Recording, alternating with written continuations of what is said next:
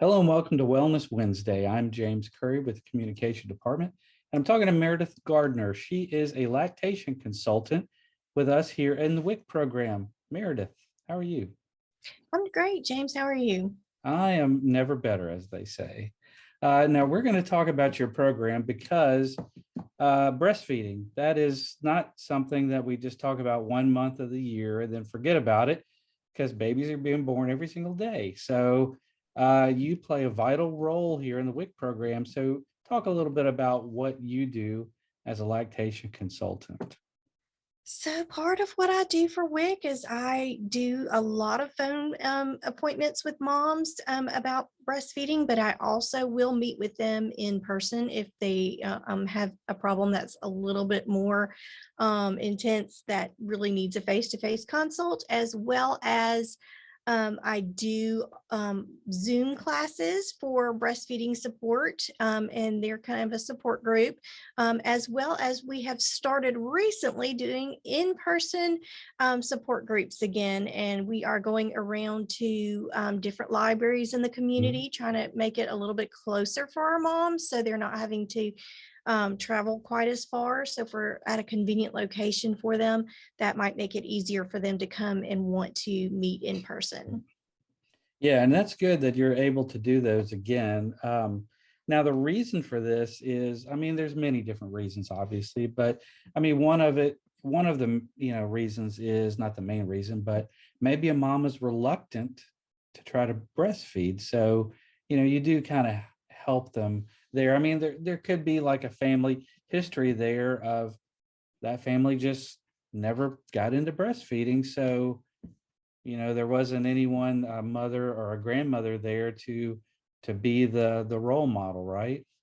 Yes, education and support is very much key to breastfeeding.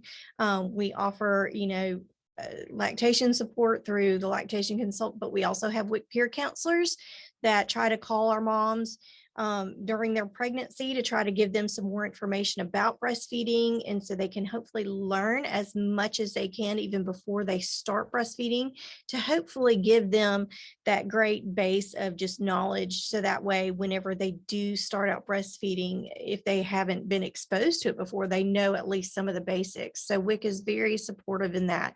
So we have lots of avenues to try to help our moms, and hopefully that gets them off to a great start. But if they do have any bumps in the road, that we're here to help them with those. So would you say that there is no substitute for mother's milk? There definitely isn't.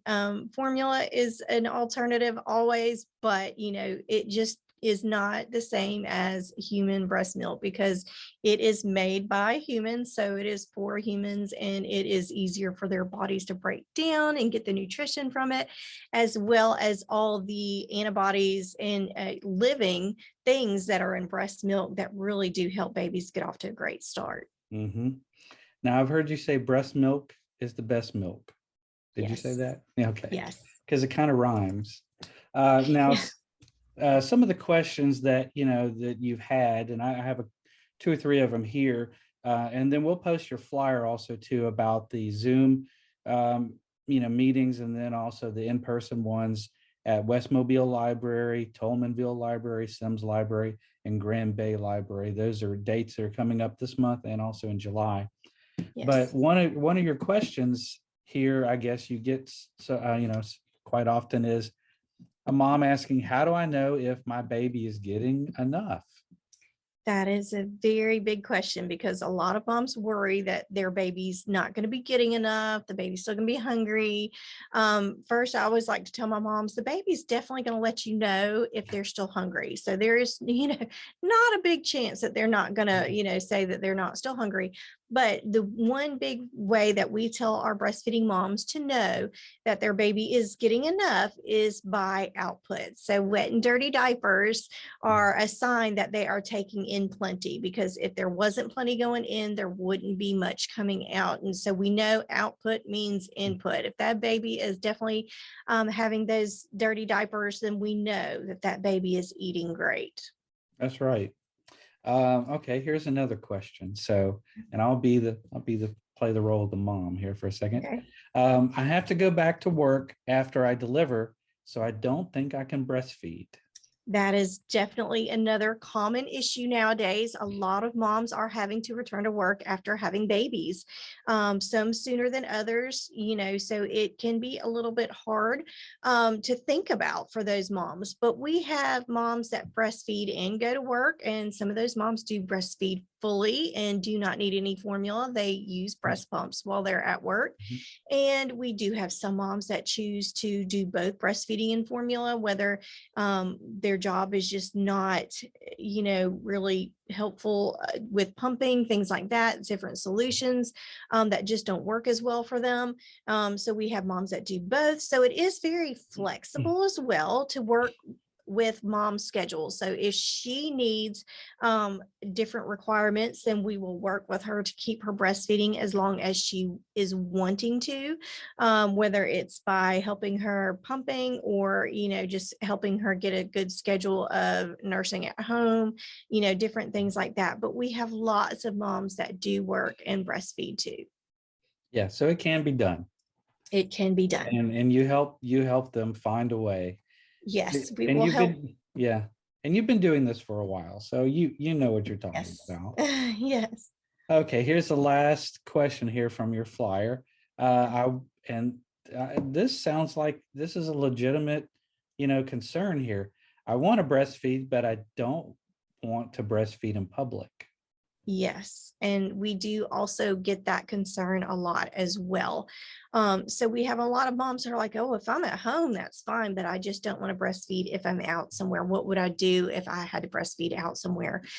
We do have a lot of different things that we can help moms with, ideas on how to either nurse discreetly if they are going to nurse, whether they need to go somewhere. And I offer lots of suggestions of places you can go when you're out. I've often told moms that they can nurse in different dressing rooms in stores. So there are sometimes places that you can go if you're not comfortable with that.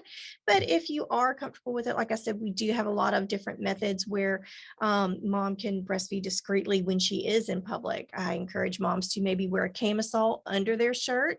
So they are pulling their shirt up, but belly is covered by camisole. They can just pull that down, and there's just a very small amount of maybe not even any skin showing. So there are ways to discreetly do it where people might not even realize that mom is nursing when she's out in public. But if she is not comfortable with that, then we will think of other ways that she or places she can go to feed baby if that is just still outside of her comfort zone. Yeah, you definitely have some creative solutions there. So, Yes. yeah, you like I said, you'll find a way. You'll find a way to help. So if there is a store or some other location while they're out away from home that has, a dedicated area, that's fine. That's perfect. But if they don't, you've got the solutions. Now, some of our locations, we do have dedicated rooms available. So you want to talk about that too? Yes, we do have breastfeeding rooms at 3 of our WIC offices. We do have one in Keeler downtown building here at MCHD, and it is located on the second floor. And we have one at the 8 Mile clinic. So it's close to WIC, so if mom needs to nurse there. And then we also have one at our teen center New Bern location, which is currently being renovated, but it is there. And once renovations are complete, it's going to be, back being used again. And these are rooms that are dedicated for that, just moms nursing or pumping. And so we are open for everybody in the community, whether it is a WIC mom, whether it is an employee, anybody who wishes to breastfeed or pump can use that room and have some privacy while they're doing it. Well, we are very, very uh, thankful that you're on staff here to be able to provide that guidance for moms and new moms. And like I said, you've been doing this for a while. So Yes. you've been here for a while, just like me, and you are able to, have a lot of good solutions, and we're very grateful for that. Thank you. Yes, it's very much one of my favorite parts of my job is trying to help these moms meet their breastfeeding goals, whether they're short-term, long-term. I am happy to help them meet whatever it is they want and try to come up with solutions to any issues or barriers that they might have towards breastfeeding and really just help them get off to a great start with it and hopefully have a great experience with it and look back going, gosh, I'm so glad I did that. Mhm. Well, thank you for being on Wellness Wednesday. And like I said, we will post in the meeting notes your information from your flyer about all of your different um, times that you have for all of your classes that you're offering. Great. And I hope people like to come. We are really trying to get out there in the community. So if anybody has any ideas of places that are closer for them, that would be more convenient. We're open to ideas. We just want to make sure we're getting out there to the moms that need that support.